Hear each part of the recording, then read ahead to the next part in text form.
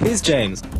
On a typical early spring day, James is about to find out that his father has prostate cancer and will be recommended to take out a direct-to-consumer, in other words, DTC, genetic test. When we asked a selection of the public if they knew what the test was, the majority response was the following. No. No. No. No. No. Here, we quickly demonstrate the basic procedure with James. You take a swab, seal it in an envelope, send it, and then wait for the results to be mailed or wired to you.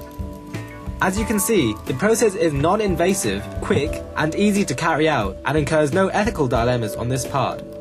The scope of DTC testing ranges from paternity and ancestry testing to those that make health-related claims and can directly affect healthcare decision-making. So what is all the fuss surrounding DTC testing? In this video, we will try to encapsulate the ethical concerns surrounding the testing methods of these companies, from the poorly controlled regulation of the companies, the somewhat exaggerated claims they provide, and the overall impact the DTC test has on consumers.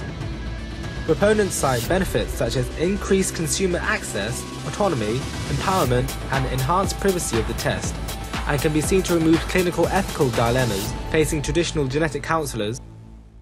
Critics state that consumers will choose testing without adequate context and counselling, will receive tests from laboratories of dubious quality, and will be misled by unproven benefit claims.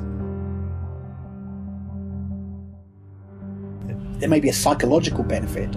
We'll come on to whether people, what people can do about the risks, I guess.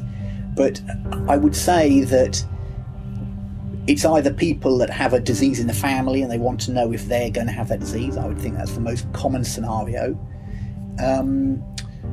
If it was a rare Mendelian disease, they'd be better off going to get clinical genetic testing.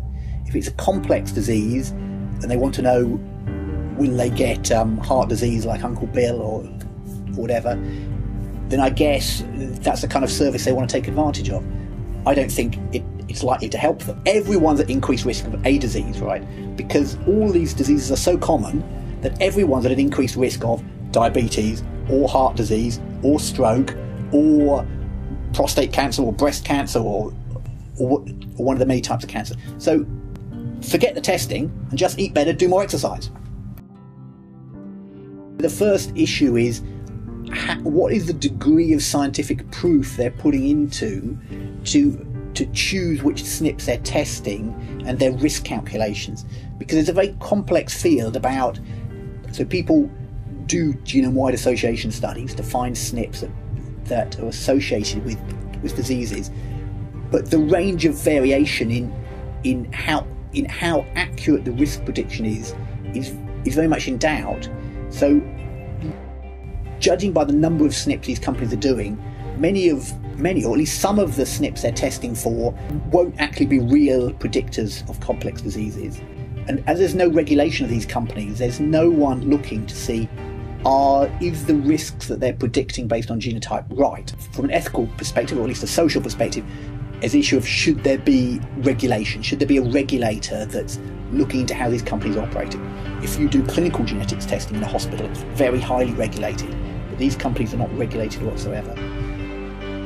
They provide some services in interpreting the risk and some limited services for what you should do about that risk. If you tell my mum she's got a 12% risk of something, she doesn't understand what that's going to be. So it's an issue about how these companies are conveying the risk.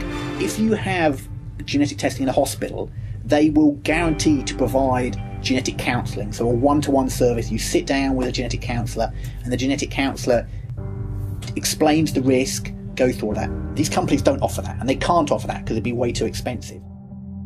In conclusion, DTC testing is a way of marketing genetic testing to consumers without the use of traditional healthcare professionals.